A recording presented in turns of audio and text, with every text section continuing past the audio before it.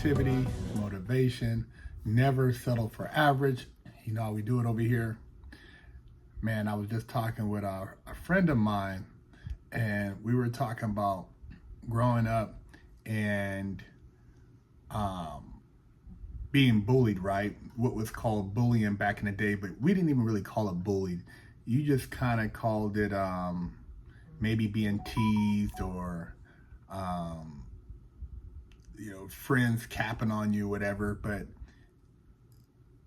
oftentimes you would have situations where if you weren't good in a sport, like, able to catch a football, people would clown you. Or if you didn't know how to throw a baseball, you throw like a girl, they would say stuff like that. Or if you had on generic shoes, they would clown you.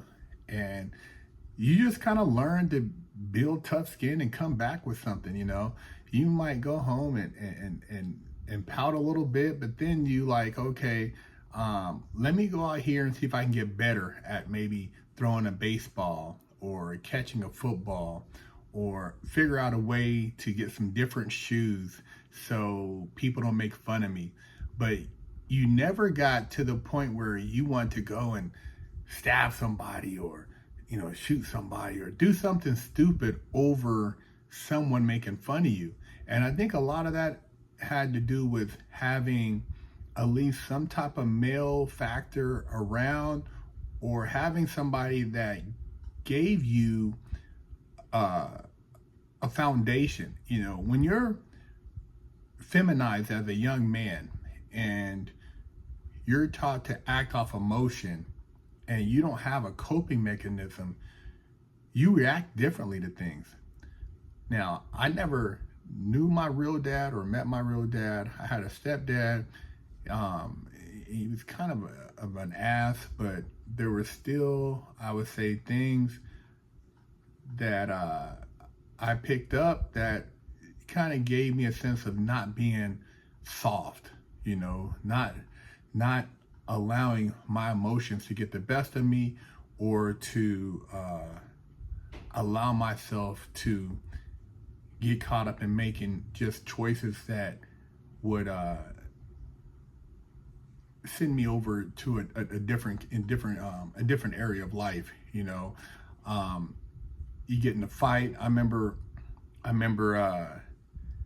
having to fight this kid, right, in the 3rd grade, and this kid, for whatever reason, he wanted to pick on me, right? He was same age, but he was just a kid that was from the hood. I want to say he was from. I lived on a military base in the Bay Area, and this kid, he was being bussed in from Oakland, and in 3rd grade he had a perm. This little dude looked like James Brown in the 3rd grade, and he had a name, man. I don't even know if he's still around, if he's watching this. We could probably laugh about it now, but his name was Tarek. Now, you ever heard of anybody naming their kid Tarek? He was Tarek with his name. I don't forget that. But anyways, Tarek, it was always talking mess and, trying to intimidate me. So another friend of mine named Michael, good dude, man, and he had a dad, and his dad didn't play, man, and he knew how to fight. And he's like, hey, man, what's going on, man? He's like, man, that dude Tarek, he says, man, when we go talk to him, he said, I'm gonna line it up. I said, well, yeah, let's line it up, right? And I'm like, damn, I was scared, but I'm like, this is how you handle your business. We're on a military base. Everybody's parents is in the military. So we go line it up. We go to a park, right, after school. And we go to this park, and man, we squabbing. Bop, bop, bop, boop, bop. Little 3rd graders, we're going at it, man. Like, Foreman and Frazier, and we fighting and stuff, man. I'm fighting and crying, whatever, all emotional. And afterwards, we shake hands. I get my respect, and I go home, and my mom's friend lived on the corner, and she seen the fight, so she told my mom, right? I get home, Mom, like, what are you doing? I said, oh, we was at the park playing football. She's like, no, you weren't. You were over there fighting. So-and-so told me. I'm like, so what are you fighting over? Blah, blah, blah. And I told her, and she was okay, whatever. And, went back to school the following day, and everything was good. And then that guy, Tarek, he still was, popping, like, I guess he thought he was hard. And Michael popped his nose. My little friend Michael popped his nose and made Tarek cry. And then Tarek was, after that, he was no longer Tarek the Terrible, But, man, these are the things you go through as kids, man. And, it never got to the point where anything was going to get over the top violence. And I think it was a different time back then because we weren't on that kind of time. Everything we did was based on playing baseball, playing football, BMX riding, just doing things that were more of challenging each other in physical activities. It was nothing about anything where you want to hurt somebody per se permanently. It was just about just having a sense of young manhood. And I say that to say that one of the reasons I think we have the biggest problems we have with young people now with the level of violence is that they don't have that. They don't have that check, in their life as far as that dad or that really serious male figure who's not advocating violence, but who's actually teaching them that sometimes you have situations and you have to overcome these challenges, and you can't let your emotions get the best of you. You might get popped in the nose, you might get a black eye. And nowadays, I don't think kids even get that stuff anymore because it's like the cops are being involved, somebody's getting shot. Oh, who did this to you? The parents are coming over there. And it's just kid stuff, man. Sometimes kids have differences. Sometimes kids are trying to figure out life, and these are some of the things you go through. But to think that you got to take somebody's life, because your son got into a fight, or you got to stab somebody because these guys are going to jump you, your life's in danger. Ain't nobody's life in high school, man. Come on, bro. I mean, your life's in danger. It's disgusting. It's pathetic. It's sad. It's a breakdown of the family as far as just being able to have a talk and even talk with the other kids' parents before something tragic happens. And a lot of times now, when things happen among the same so-called skin color, nobody says anything, it's just, oh, whatever. And then when it happens to somebody that doesn't look like you, it's all racial. Then they make that a whole nother conversation.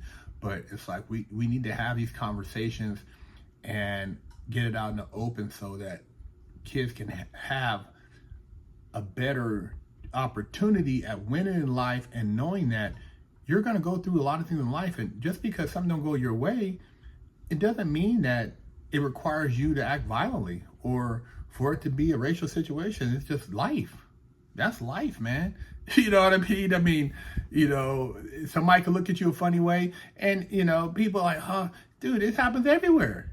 It happens. This life. I've seen people that look like me discriminate against other people, but they act like they're the only victims. And it's like, dude, it's just whatever. And it's not even, the crime victim is just a cop out and a way to justify your behavior that is out of pocket, but you're trying to get away with something, and you want to assume that nobody can call you out on it. So, yeah, man, the whole bullying thing, man, it's just, it's wild when I think about it. And it's just what we used to do to overcome that term and not be, oh, bullying becomes a big thing. Oh, he don't know what to do. And it's like, man, look, besides the Tarek incident, man, I remember I had these shoes that looked like Jordans, but they weren't Jordans. They were Pro Wings. And my mom, she didn't have the money. She wasn't going to spend, I think back then it was $65, $75, $70, something like that for the Jordans. She wasn't gonna spend that on the red, white, and black Jordans, you know. And so there are some Pro Wings that look just like the Jordans, right? Same color, and the logo on the side was different though. And when you look close, you could tell, but from a distance, it looked like, oh man, you got them Jordans on, right? So I'm going to school in Frisco, right? Frisco back then, everything was fashion. Starter jackets, you know, Adidas, Fila, Converse, everything was about style. And I went to a school that was a kind of like a magnet school. There was no sports. It's very, very high on education. But the kids, they came from the projects, but everybody seemed to have nice clothes. I don't know how they afforded all these nice clothes in the projects, bro, but they were fitted. And anyways, I'm coming from the military base, and I got these fake Jordans on. And so there's other kids on the bus, high school kids, along with the junior high kids. And some of the kids live on the officers' part of the base. On Treasure Island, you had Yerba Buena Island, YBI, and those kids, you know, their parents had money, so those kids had all the cool shoes. And there were other kids on base that had cool shoes too, but all the officers' kids, they always had the fly shit, right? And so I'm riding, they're like, oh, Marcus, you got some Jordans on. And they look, man, them ain't no Jordans, man. What are them things? What are those called? And back then they would call them Bobos. You got them Bobos on. Man, they clown me, man. They clown me with the Bobos, right? I was so embarrassed. Wearing those shoes, man. And it was the start of the day. And I had to try to navigate all the way to the end of school without getting capped on. And the shoes attracted attention because they were the same color as the Jordans. So every class, bro, somebody would look and say like, oh man, you got them fake Jordans on. Bro, I was crushed. I was crushed by those fake Jordans, man. And, you know, my mom went and got them, you know, had bought those for me, man. And, dude, I never wore those shoes again. What I did was I asked one of the other kids, like, man, you got any shoes you could sell me, right? And so a kid sold me some old Adidas high tops, right? And they were white, but they were kind of beat up. So what I did was I painted them black with shoe polish and marker to make them look new.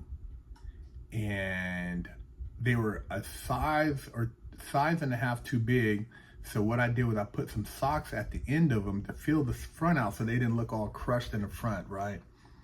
And so it made it look like I had really big feet. And they kind of flopped around like clown shoes, but I wore those, man, and at least I didn't get capped on. And I threw those Pro Wings away. I never wore them again. But that's how I dealt with wearing fake shoes in junior high school and being capped on. And like I said, when they used to cap on you back then, they would cap on you. I mean, the bus ride to school was probably about an hour, you know, from the base, depending on traffic. And dude, they would cap on you all the way there, all the way back. And then sometimes you try to sit in the front so you didn't get capped on. And so like all the, you know, the squares and everybody would sit in the front, all the nerdy kids. And then if you're kind of cool, you try to sit in the middle. And then the closer you sat towards the back, the greater the potential for you to get capped on, because all the older kids sat in the back, all the teenagers. So it was everything from junior high, I don't know if that's what it was, for sixth grade, sixth, seventh, you know, seventh, eighth grade. Yeah, sixth, seventh, eighth grade. And then in the back was 9 to 12. And yeah, man, that bus ride to school in the Bay Area used to be brutal, man. The capping and stuff that went on, man. Dude, I seen them cap on a girl, and they started talking about a mom. She was crying. She cried on the way home. And I'm like, damn, man, these dudes is vicious. But you try to jump in and say a joke and save somebody, you know, that would invite them to cap on you. And, you know, mama jokes was not off limits. I mean, everybody's a cap. Capping, you better know how to talk about somebody. Oh man, you're wide, big nose, and oh man, look at you, blah blah blah. Your mom got a mustache. I seen her on the commissary, man. I thought she was Eddie Murphy, you know what I mean? And they would clown you, bro. They would clown you. These military kids weren't no joke, man. And then the city kids, they would have capping sessions too. And they just at lunchtime they would cap. They would cap, man. They would get, man, shit.